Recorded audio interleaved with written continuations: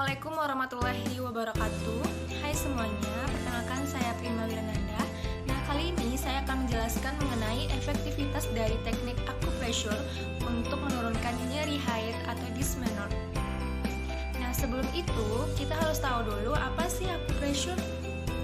Acupressure merupakan sebuah cara pengobatan tradisional yang sudah dikenal sejak ribuan tahun lalu dari Cina.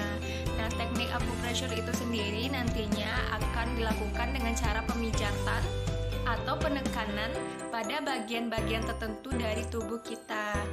Dan tidak hanya itu, dalam penekanan titik-titik acupressure ini nantinya akan memberikan stimulasi pada titik-titik tertentu dalam tubuh. Nah, acupressure itu sendiri merupakan perkembangan dari akupuntur.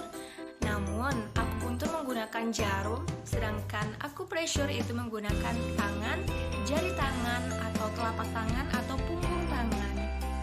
Nah, salah satu efek dari penekanan titik acupressure yaitu meningkatkan kadar endorfin yang berguna sebagai pereda nyeri yang diproduksi oleh tubuh kita di dalam darah, sehingga jaringan saraf akan memberikan stimulus pada sistem endokrin untuk melepaskan endorfin sesuai dengan kebutuhan tubuh.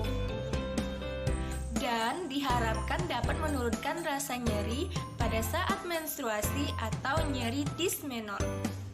Melakukan penekanan pada teknik acupressure itu banyak caranya, bisa dengan jempol, dengan telunjuk, kemudian dengan punggung tangan atau telapak tangan. Namun lebih banyak orang menggunakan jempol tangan. Nah, dalam pemberian tekanan menggunakan jempol tangan ini, nah biasanya orang akan menggunakan tekanan tertentu.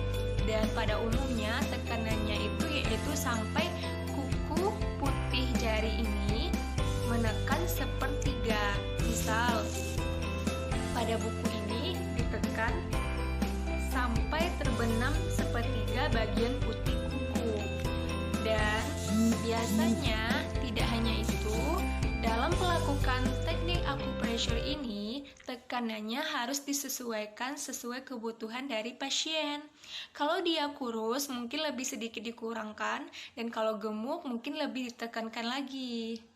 Baiklah, sekarang saya akan menjelaskan titik-titik acupressure mana yang efektif untuk mengurangi nyeri haid atau dysmenorrhea. Nah, sebelum itu mungkin nanti saya atau kalian akan mendengarkan kata-kata becun, 1 cun, 2 cun, atau 3 cun. Nah, itu merupakan cara untuk menentukan posisi dari titik acupressure tersebut. Nah, apa sih itu cun? Nah, saya akan menjelaskan dari bagian posisi tangan, dari pergelangan tangan sampai ke lipat siku, itu ukurannya dibagi menjadi 12 cun. Kalau dibagi 2 berarti 6 cun, 6 cun. Dan jika dibagi 3 itu nanti ada 2 cun, seperti itu.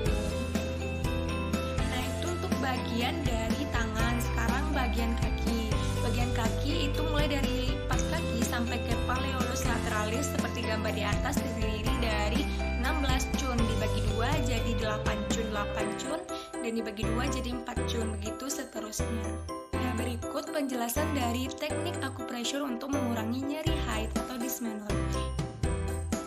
Pertama-tama, cuci tangan dengan sabun atau antiseptik dan memakai handscoon. Gerakan yang pertama adalah titik LI4, berada di pertengahan metakarpal 2 atau di antara ibu jari dengan telunjuk, dan lakukan penekanan pada titik tersebut.